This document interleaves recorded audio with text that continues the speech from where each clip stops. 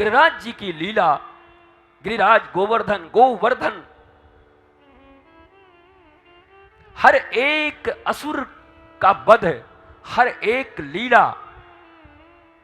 रस प्राप्त करने के लिए तो है, परंतु ज्ञान की पराकाष्ठा है जो हमारे जीवन पर लागू होती है, जो हमें करना है। हमको भी पूतना मारना है। वो ठाकुर जी मार गए, उससे तुम्हारा क्या? तो पूतना मर गई, कपट मर गया, अविद्या मर गई, भारतवर्ष से अविद्या समाप्त हो गई। अब अविद्या नहीं है, अब कपट नहीं है। कपट और षड्यंत्र के लिए विख्यात है हमारा देश। घरों में कपटी सास बहू हो जा रही हैं, अविद्या जहां तहां है। तो मर तो गई पूतना। जिस दिन 5,500 वर्ष पहले भगवान श्री कृष्ण ने पूतना का उद्धार कर दिया, पूतना को मोक्ष, वध नहीं लिखा, मोक्ष दे दिया भगवान ने। भगवान काहे को वध करने जाएंगे, सबका उद्धार कर देते भगवान, मोक्ष दे दिया। तो मोक्ष हो गया कपट का, अब तुम खुश रहो, मौज में रहो। अब दोबारा थोड़ी जिंदा हो सकती, भगवान ने मार दिया है। सबके हृदय में कपट रूपी, अविद्या रूपी पूतना बैठी हुई है, स्टिल आज भी। और श्रीमद् भागवत साक्षात श्री कृष्ण हैं, ईश्वर हैं।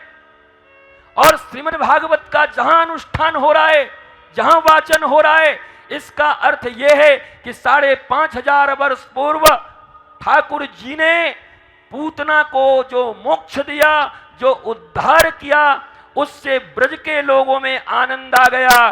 परंतु आज पुनः भगवान श्री कृष्ण की वांगमयी चिन्मयी मूर्ति श्रीमद् भागवत यहां बलदाऊ जी के प्रांगण में हो रही है। और आज सबके हृदयों के पूतना का फिर से वध होगा, तब जाकर आनंद बढ़ेगा। उस पूतना के मरने से तुम्हारे पूतना का कोई अंतर नहीं है। ये मत सोचना पूतना मर गई है अब क्या है। गुरुजी हमारे कन्हैया ने तो पूतना ही मार दियो, पर तुम्हारी पूतना को नहीं मारे अभी तक। पूतना जो पवित्र नहीं है, क्या तुम्हारे मनों में सिर्फ पवित्र विचार हैं? 24 घंटे में कितनी बार अपवित्र विचारधारा आती है मन में? कितनी बार अपवित्र विचारों से तुम काम करते हो? कितनी बार अपवित्रता तुमको स्पर्श करती है? और अगर वो करती है तो पूतना कहां मरी है? वो रावण मर गया तो अभी किसको जलाते हो? हर साल किसको जलाते हो दशहरे पर? वो मर गया, अब किसको जलाते हो? किस लिए जलाते हो? प्रतीक के रूप में जलाते हो।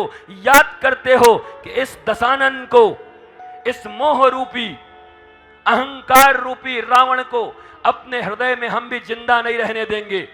हर दशहरा, हर विजयादशमी तुम्हें ये याद दिलाती है कि तुम्हारे हृदय आंगन में, हृदय के अयोध्या में अगर ये रहेगा तो वहां खलबली मची रहेगी। मंथरा भी नहीं रहनी चाहिए और रावण भी नहीं रहना चाहिए। ये जितने भी राक्षस, कालनेमी, मारीच इत्यादि हैं, इन सबों का वध तुम्हें खुद करना पड़ेगा। और वध किससे करोगे?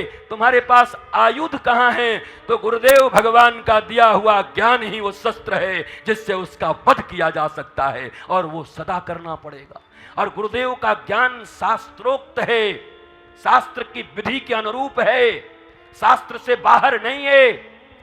शास्त्र में जो लिखा है उसके अनुरूप ज्ञान का आयुध बनाकर प्रत्येक भारतवासियों, प्रत्येक मनुष्य के हृदय में, शिष्य के हृदय में गुरुदेव भगवान देते और कहते हैं, लड़ने अपनी पूतना से खुद ही मार देना। अपनी पूतना को मारना तो तुम्हें पड़ेगा।